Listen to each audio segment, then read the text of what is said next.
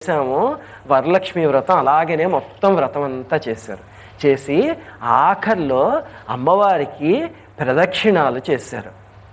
చేస్తే మొట్టమొదటి ప్రదక్షిణం పూర్తయ్యేసరికి వాళ్ళందరికీ కాళ్ళకి అందెలు ప్రత్యక్షమయ్యేట.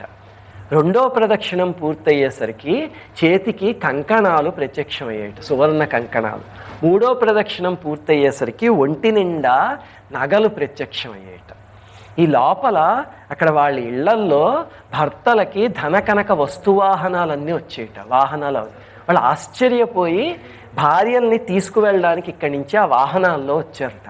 వచ్చేసరికి మొత్తం ఆ ఊరంతా వాహనాలతో నిండిపోయింది. అందరూ అమ్మవారి వైభవం గురించి చెప్పుకుని, ఆహా తల్లి ఎలా అనుగ్రహించిన మన అందరి కుటుంబాలని అని చెప్పి మురిసిపోయారట.